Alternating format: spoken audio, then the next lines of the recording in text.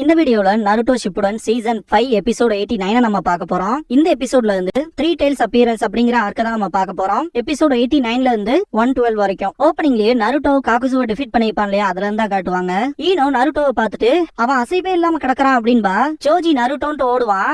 ஈனோவும் பின்னாடியே போவா. ககாஷியும் யாமட்டோவும் நேருக்கு நேர் பாப்பாங்க. யாமட்டோ சிரிப்பாரு. சோஜி நீ ஓகேவான்னு சொல்லி கேட்பான். இதே மாதிரி அவனை நல்லா புடிச்சுக்க சோஜி அப்படின்ட்டு ஈனோ நருட்டோவை ட்ரீட் பண்ணுவா. இப்போதைக்கு என்னால எமர்ஜென்சி ஃபர்ஸ்ட் எய்ட் மட்டும் தான் பண்ண முடியும் அப்படின்ட்டு யாருதான் எதிர்பார்த்தா ஒரிஜினல் 1 க்ளோன்ஸோட கலந்துருப்பானு அப்படின்ட்டு சிரிப்பா ஈனோ. ஜோஜி நீ சிக்கமாரு லெவலுக்கு இல்லைனாலும் நல்லா ஸ்மார்ட்டாவே இருக்கடா அப்படின்பா. என்ன அவனோட கம்பேர் பண்ணாத அப்படின்பா நருட்டோ. மட்டும் நருட்டோ கிட்ட இந்த ஒரு ஜுட்சு 3 தடவை பண்ணுவேன்னு நானே எதிர்பார்க்கல, ஈவன் ட்ரைனிங்லயே 2 தான் லிமிட்டா இருந்துச்சு அப்படின்ட்டு நருட்டோ அப்ரிஷியேட் பண்ணுவாரு. ககாஷி நருட்டோவை பார்த்துட்டு மனசுக்குள்ள அவனோட கான்பிடன்ஸ் அப்ரிஷியேட் பண்ணுவாரு. மெயினா அவனோட ஜுட்சு ஃபர்ஸ்டே தோத்துருக்கோம், இருந்தாலுமே நருட்டோ அடுத்த கட்டமா என்ன பண்ணணும்னு ரொம்பவுமே குயிக்கா திங்க் பண்ணி செயல்பட்டிருப்பான். சொல்ல போனா நருட்டோ ரொம்பவுமே ஸ்ட்ராங் ஆயிட்டான், உண்மையாலுமே ஸ்ட்ராங் ஆயிட்டான். ஈவன் 4th ஒக்காகேனால கூட மாஸ்டர் பண்ண முடியாத விஷயத்த அச்சீவ் பண்ணிருக்கான். பார்க்க போனா அடுத்த ஜெனரேஷன் மேல நம்பிக்கையை போட வேண்டிய நேரம் வந்துருச்சு. சொல்ல போனா அவன் என்னையே தாண்டி போயிட்டான் அப்படின்பாரு ககாஷி. மெயினா நருட்டோ இவ்வளவு விஷயங்களும் பண்ணி ரொம்பவுமே ஸ்ட்ராங்கா இருக்கான ஒரு முன்னோடியா இருக்கிறதுக்கான காரணம் நீதான், உனக்கு ஃபீல் ஆகுதா சாஸ்கே அப்படின்பாரு. ககாஷி இப்படி திங்க் பண்ணிட்டு இருக்கும் போது யாமட்டோ கூப்பிட்டு போலாமான்னு சொல்லி கேட்பாரு. போலாம் அப்படின்பாரு ககாஷி. சோஜி நருட்டோவை தூக்கிட்டு நகர முடியுமான்னு சொல்லி கேட்பா.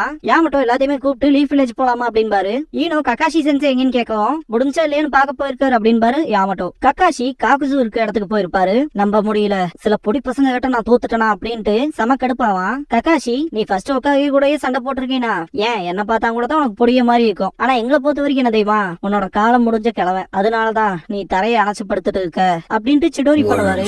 ஒண்ணு கடத்து ஒண்ணுன்னு புது ஜெனரேஷன் நம்மளை தாண்டி போவாங்க அப்படின்ட்டு அட்டாக் பண்ணார வெளிச்சம் வர மாதிரி மட்டும் காட்டியிருப்பாங்க.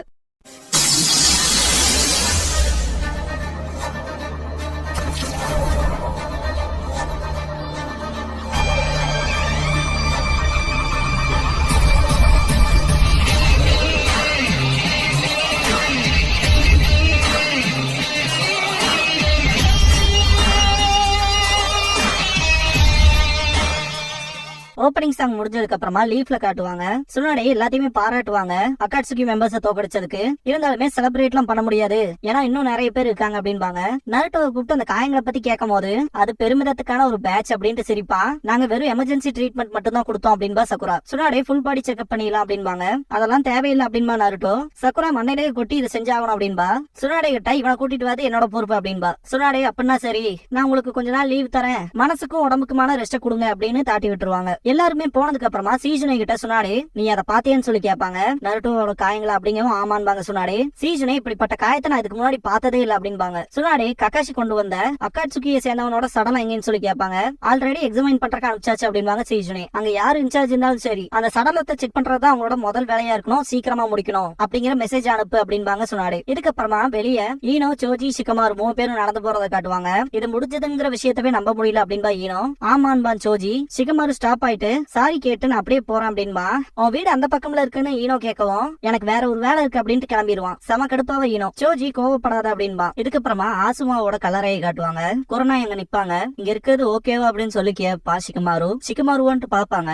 சிக்கமாரு ஆசுமாவோட கலரை கிட்ட போய் கோருவான். ஆசுமாவோட லைட் அங்க வைப்பான். கொரோனா உன்னோட ஷோகி பார்ட்னர் இல்ல, அவருக்கு எப்பவுமே நீதான் ஃபேவரட் ஸ்டூடெண்ட், அவர் இல்லாம உனக்கு தனிமையா இருக்கும்ல அப்படின்னு கேட்பாங்க. சிக்கமாரு ரொம்பவுமே முக்கியமான விஷயத்துல இருந்து சில்லியான விஷயங்கள் வரைக்கும் நிறைய கத்து கொடுத்திருக்காரு, அதுல ஷோகியும் ஒண்ணு. நான் தனிமையா ஃபீல் பண்ணலன்னு சொன்னாலே நான் இதுக்கப்புறமாவும் சின்ன பையனோட்டு நடந்துக்க முடியாதுல, என் வயசுக்கு ஏத்த மாதிரி தான் நடந்துக்கணும், என்னால அழுதுகிட்டே இருக்க முடியாதுல அப்படின்னு கேட்பான். கொரோனாயினால எதுவும் சொல்ல முடியாது. சிக்கமாரு லைட்டா சிரிப்பான். நான் எந்த ஒர்க் கொடுத்தாலுமே என்னடா இது தொல்லையா போச்சு அப்படின்ட்டு தான் போவேன், அதனாலேயே சின்ன பையனா ஏகப்பட்ட விஷயத்த சொதப்பி இருக்கேன், அப்பெல்லாம் காப்பாத்த அவர் தான் வருவாரு. ஒவ்வொருத்தங்களுக்கு அவர் டீச்சரா தெரியலாம், கொஞ்சம் வினோதமா கூட இருக்கலாம், ஆனா என்ன பொறுத்த வரைக்கும் அவர் என்னோட ரோல் மாடல் அப்படின்னு சிக்கமாரு சொல்லும் போது கொரோனாய்க்கு ஒரு மாதிரி சந்தோஷமா இருக்கும். சிக்கமாரு அப்புறம் இது என்னோட டர்ன் அப்படின்ட்டு எந்திரிப்பான். கொரோனா அவங்களோட வயிற்றுல கை வைப்பாங்க.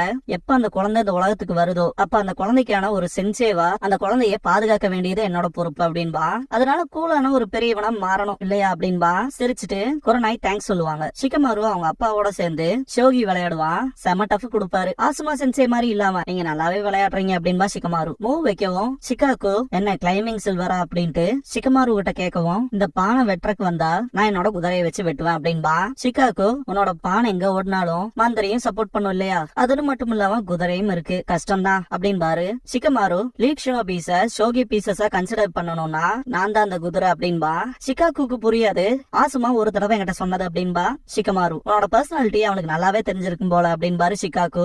சிக்கமாரு கிட்ட அப்படின்னா ராஜா யாருன்னு சொல்லி கேட்பாரு. சிக்கமாருக்கு ஆசுமா கேட்டிருப்பா இல்லையா ராஜானா யாருன்னு நினைக்கிறேன்னு சொல்லி, அந்த விஷயம் ஞாபகத்துக்கு வரும். ஹொக்காகேன்னு சொல்லி இருப்பா சிக்கமாரு. நானும் இப்ப வரைக்கும் அப்படிதான் நினைச்சிட்டு இருந்தேன், ஆனா விஷயம் அது இல்ல அப்படின்பாரு ஆசுமா. அப்படின்னா வேற யாருன்னு சிக்கமாரு கேட்கவும், டைம் வரும்போது உனக்கே புரியும் அப்படின்றப்பாரு ஆசுமா. அதை திங்க் பண்ணி பார்த்துட்டு லீஃபோட ஃபியூச்சரை சுமக்க போற சின்ன குழந்தைதான் ராஜா அப்படின்பா சிக்கமாரு. பரவாயில்லையே நல்லா புரிஞ்சு வச்சிருக்கே அப்படின்ட்டு சிகாக்கு செக்மேட் வைப்பாரு. சிக்கமாருக்கு கடுப்பா இருக்கும், இன்னுமே ராஜாவை காப்பாத்துற அளவுக்கு உங்ககிட்ட பவர் இல்ல, நல்லா ஹார்ட் ஒர்க் பண்ண அப்படின்பாரு சிகாக்கு சிக்கமாரு கிட்ட. நைட் ஆயிருக்கும். லீஃப் ஹாஸ்பிட்டல்ல காட்டுவாங்க. சக்குரா எப்ப பார்த்தா அவசரப்பட்டு ஓடுற அப்படின்னு திட்டும் போது, எனக்கு இதெல்லாம் தேவையில்லைன்பா, திரும்ப பேசாத அப்படின்னு மண்டையிலேயே தட்டுவா. அவனோட காயங்கள்ல அவன் உடம்புல ஆன சின்ன சின்ன காயங்கள் எந்த ஒரு பிரச்சனையும் இல்ல, ஆனா அவனோட கைதான் அப்படின்ட்டு பாப்பா.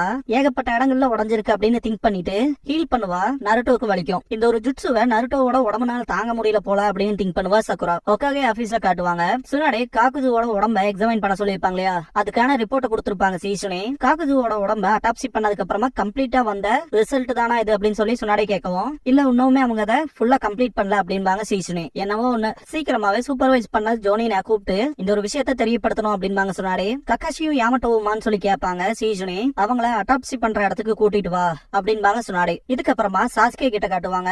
சிடோரியை பிராக்டிஸ் பண்ணிட்டு இருப்பான். 4 டம்மி டார்கெட்ஸ்க்கு முன்னாடி அவனோட கர்ஸ் மார்க்க பாதி ஆக்டிவேட் பண்ணுவான். இடத்த விட்டு அசைஞ்சிருக்கவே மாட்டான். 4 டம்மிகளோட தலையுமே வெட்டப்பட்டிருக்கும். அதாவது பிசிக்கலா டச் பண்ணாம சாஸ்கே அவனோட சிடோரியை வச்சு கட் பண்ண மாதிரி. இதுக்கப்புறமா ஒரோச்சிமாரோட கான்வர்சேஷனை காட்டுவாங்க. நருட்டோவோட டீம் காக்குசு அப்புறம் ஹீடானா கொன்னுட்டதா கேள்விப்பட்டுட்டு 2 பேருமே சந்தோஷப்படுவாங்க. அவங்கள வாழ விட்டா அக்காட்சிக்கு சேர்ந்தவங்க சாவாங்க அப்படின்னு தானே நம்ம வாழ விட்டோம், அந்த ஒரு பிளான் நல்லாவே ஒர்க் அவுட் ஆகுது அப்படின்ட்டு பேசிக்குவானுங்க. ஒரோச்சிமாரு அக்காட்சுகி இந்த விஷயத்த கனவுல கூட எதிர்பார்த்திருக்காது, ஒரே சமயத்துல 2 பேர் செத்துருக்கானுங்க அப்படின்ட்டு சிரிப்பான். இருந்தாலும் அவனோட 2 டைல்ஸ் இருக்கு, நம்மளும் நம்மளோட ஸ்ட்ரென்த் அதிகப்படுத்திக்கணும். இதுக்கப்புறமா ஒரு பையனை பத்தி ஒரோச்சிமாரு கேட்பான். கொஞ்ச நாள்ல கடைசியா ஒரு டெஸ்ட் வச்சிடலாம்னு பிளான் பண்றேன், ஆனா என்னோட டேட்டாவை பொறுத்த வரைக்கும் அதுல எந்த பிரச்சனையும் இல்ல அப்படின்னு காபுட்டோ சொல்லவும், அததான் எதிர்பார்த்து காத்துக்கிட்டு இருக்கேன் அப்படின்பா ஒரோச்சிமாரு. மனசுக்குள்ள ஃபைனல் ஸ்டெப்புக்கு போறோம், ஆனா இன்னொரு பலியாடு தேவைப்படுது அப்படின்னு திங்க் பண்ணுவான். இதுக்கப்புறமா காபுட்டோ கிட்ட எனக்கு ஒரு லேடி தேவைப்படுறா, எனக்காக அவளை போய் கூட்டிட்டு வரேன் அப்படின்னு சொல்லி கேட்பான். காபுட்டோ ஷாக் ஆயிட்டு அவளா அப்படின்னு சொல்லி கேட்பான். இதுக்கப்புறமா அட்டாப்சி ரூம்ல காட்டுவாங்க. சுனாடே அட்டாப்சி ப்ராப்பரா கம்ப்ளீட் ஆகல, இருந்தாலுமே இப்ப வரைக்கும் எக்ஸாமைன் பண்ணதுல ஒரு சில விஷயங்கள் கிடைச்சிருக்கு. அதுலயும் குறிப்பா நருட்டோவோட அந்த புது ஜுட்சுவை பத்தி அப்படின்பாங்க. யாமட்டோவும் கக்காஷியும் பாத்துக்கிட்டே இருப்பாங்க. சுனாடே இவன் எவ்வளவு அடி வாங்கினானே தெரியல, ஏகப்பட்ட டேமேஜ் அப்படின்பாங்க. கக்காஷி என்ன சொல்ல வரீங்கன்னு கேட்கவும், அவனோட எல்லா சக்ரா நெட்வொர்க்ஸ்லயுமே ஏகப்பட்ட அடி விழுந்திருக்கு அப்படின்பாங்க. இவனோட சக்ரா நெட்வொர்க்லன்னு சொல்லி கேட்பாரு யாமட்டோ. இப்படிப்பட்ட கண்டிஷன்லாம் நினைச்சு கூட பார்க்க முடியாத அளவுக்கு இருக்கு அப்படின்பாங்க. கக்காஷி வின் ஸ்டைல் ரசன் சுரிக்கன் இந்த அளவுக்கு பவர்ஃபுல்லா என்ன அப்படின்ட்டு ஷாக் ஆவாரு. சுனாடே இது ஒரு மனுஷனை தாக்குற மாதிரி இல்ல, இது ஒரு பாய்சன் மாதிரி வேலை செஞ்சிருக்கு. எல்லாமே சின்ன சின்ன அட்டாக்ஸ், மைக்ரோஸ்கோபிக் அட்டாக்னு சொல்லுவாங்க. அதாவது செல்லுலார் லெவல்ல டேமேஜ் பண்றது. நம்மளோட உடம்புல பிளட் செல்ஸ் தெரியும்ல எவ்வளவு சின்னதா இருக்கும், அதை கிழிக்கிற அளவுக்கு ஒரு பொருள் அட்டாக் பண்ணுச்சுன்னா அததான் பாத்தீங்கன்னா மைக்ரோஸ்கோபிக் அட்டாக் அப்படின்னு சொல்லுவாங்க. நருட்டோவோட இந்த வின் சக்ரா நேச்சர் இருக்கு இல்லையா, இந்த விஷயம் சின்ன சின்ன பிளேட்ஸா எண்ண முடியாத அளவுக்கான அட்டாக்ஸ் வச்சிருக்குது, உடம்புல இருக்க ஒவ்வொரு செல்லையுமே அழிச்சிருக்கு அப்படின்னு சுனாடே சொல்லும் போது இல்லஸ்ட்ரேட் பண்ணி காமிச்சிருப்பாங்க. சிம்பிளா இந்த ஒரு விஷயத்தை பார்க்கும் போது நமக்கு அண்டர்ஸ்டாண்ட் ஆயிருக்கும் என்ன மாதிரியான ஜுட்சு அப்படின்ட்டு.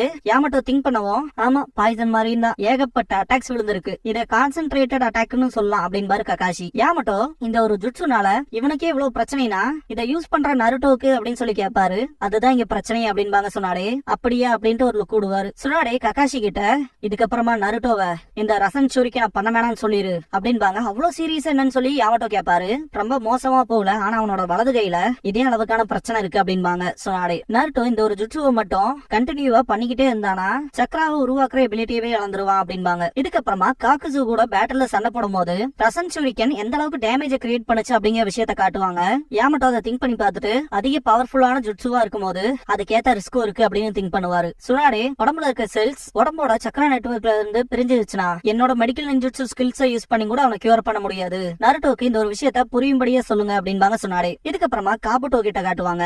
ஒரு வினோதமான இடத்துல நடந்து போயிட்டு இருப்பான். திடீர்னு ஸ்டாப் ஆயிட்டு இத்தனை விஷயங்களுக்கு அப்புறமாவும் அவளை கூப்பிடணுமா என்ன அப்படின்னு திங்க் பண்ணிட்டு இருப்பான். திடீர்னு பார்த்தா பெரிய பெரிய கிறிஸ்டல் நீடில்ஸ் மாதிரி ஒன்னு அட்டாக் பண்ணவன, அதே மாதிரியான கிறிஸ்டல் ஷூரிகன் ஷேப்லயும் அட்டாக் பண்ணும். இத hexagonal crystal shuriken wild dance அப்படின்பாங்க. அந்த அட்டாக்ல இருந்து காபுட்டோ மேல ஜம்ப் பண்ணி எஸ்கேப் ஆவான். இன்னும் நிறைய வரும். சக்கரா ஸ்கேல்பல வச்சு தடுப்பான். காபுட்டோ பின்னாடி போய் நிக்கவும் அந்த அட்டாக்ஸும் ஸ்டாப் ஆயிருக்கும். இது ஒண்ணும் நல்ல விதமா வரவேற்கிற மாதிரி தெரியலையே கூரன் அப்படின்பா காபுட்டோ. கூரன் சிரிச்சுக்கிட்டே, நீதானா காபுட்டோ, நான் எதிரின்னு நினைச்சிட்டேன் அப்படின்பா. காபுட்டோ வேணுக்குனே தானே பண்ண அப்படின்னு சொல்லி கேட்கவும் இல்லைன்பா. அது மட்டும் இல்லாம அவ்வளவு ஈஸியா சாகர ஒருத்தனை லார்ட் ஒரோச்சிமாருக்கு பக்கத்தால வச்சு பார்க்க எனக்கு பிடிக்காது அப்படின்பா. இதுக்கப்புறமா லீஃப் ஹாஸ்பிட்டல்ல காட்டுவாங்க.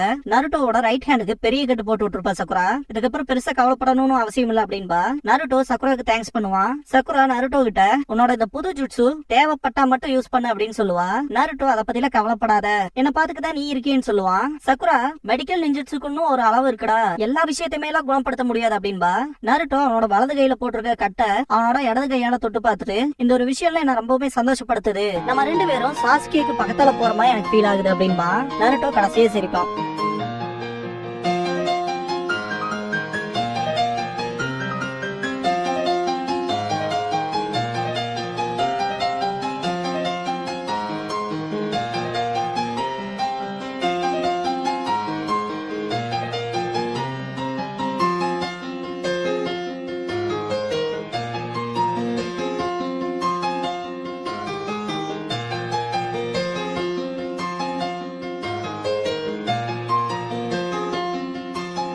க்ளோசிங் சாங் முடிஞ்சதுக்கு அப்புறமா ஏ ஷினோபிஸ் டிட்டர்மினேஷன் அப்படிங்கிற எபிசோட தான் நம்ம அடுத்து பார்க்க போறோம் அப்படின்பா நருட்டோ. இதுக்கப்புறமா ரிவீலிங் அகாட்சுகிஸ் சீக்ரெட்ஸ் அப்படிங்கிற எமர்ஜென்சி ஸ்பெஷல போடுவாங்க.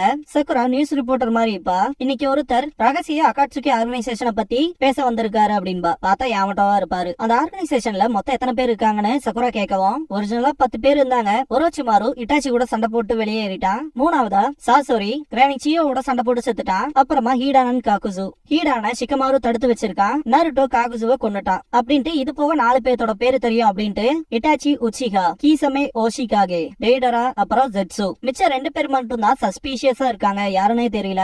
அதுவுமே இன்வெஸ்டிகேஷன் போயிட்டு இருக்கு, சீக்கிரம் கண்டுபிடிச்சிருவோம். அவங்களோட கோல் மட்டும் என்னன்னு தெரிஞ்சு அதை ஸ்டாப் பண்ணிட்டோம்னா மொத்த இன்ஃபர்மேஷனுமே வெளியே வந்துரும் அப்படின்னு மாதிரி ஆகட்டும். சக்குரா வியூவர்ஸ் கிட்ட இவங்கள யாராவது நீங்க பாத்தீங்கன்னா உடனே ஹிடன் லீஃப்க்கு கான்டாக்ட் பண்ண சொல்லுவா. இதோட இந்த எபிசோட் முடியுது.